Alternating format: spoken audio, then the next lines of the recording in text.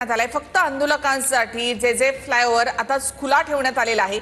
तर तिथून मराठा बांधवांच्या गाड्या या ठिकाणी येत आहेत। थेट आपण जाऊयात आमचे प्रतिनिधी कृष्णा सोनारवाडकर यांच्याकडे। कृष्णा,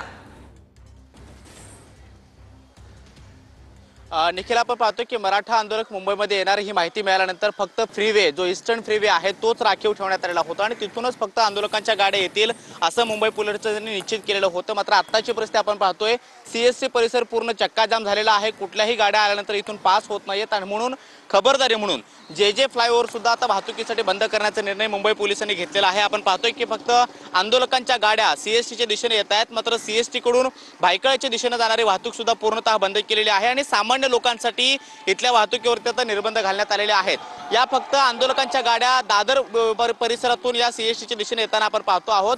बऱ्याच वेळापासून या ठिकाणची वाहतूक जी आहे ती सुरू होती, मात्र सुरुवातीला सुरू असणारी वाहतूक पूर्णपणे सीएसटी परिसर चक्काजाम झाला आणि त्यानंतर इथली वाहतूक कोंडी टाळण्यासाठी मुंबई पोलिसांनी खबरदारी म्हणून जे फ्लायओव्हर सुद्धा बंद करण्याचा निर्णय जो आहे तो घेतलेला आहे। आता सध्या मुंबईतले दोन महत्त्वाचे रस्ते पूर्णतः ठप्प झालेले आहेत। एक म्हणजे ईस्टर्न फ्रीवे जो सीएसटी आणि टाउन भागामध्ये येण्यासाठी वापरला जातो, तोही पूर्णपणे ठप्प झालेला आहे।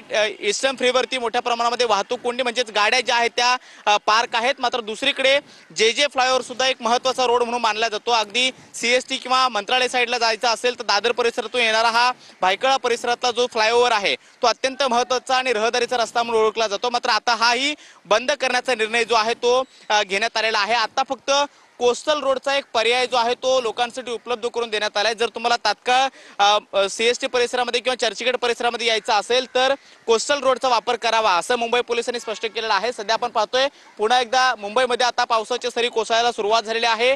आझाद मैदानामध्ये हजारोंचा क्राऊड आहे आणि मैदानाच्या बाहेर सुद्धा हजारोंच्या संख्येनं लोक आहेत आणि अशातच आता पावसाच्या सरी सुद्धा मुंबईमध्ये यायला सुरुवात झालेली आहे।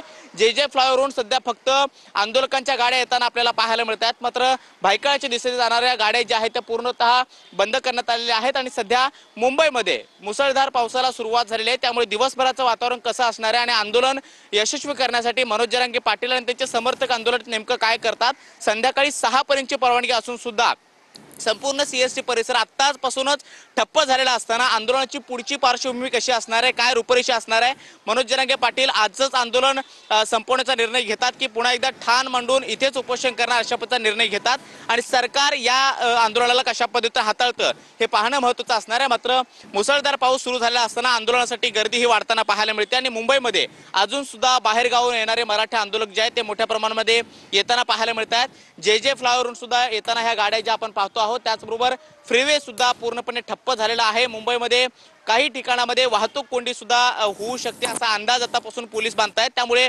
आंदोलन कशा पद्धतीने येत्या काळात हाताळलं जातं हे पाहणं महत्त्वाचं असणार आहे। निखिला, नक्कीच धन्यवाद कृष्णा। एकूणच माहितीबद्दल जे फ्लायओव्हर आता फक्त आंदोलकांसाठी खुला करण्यात आलेला आहे।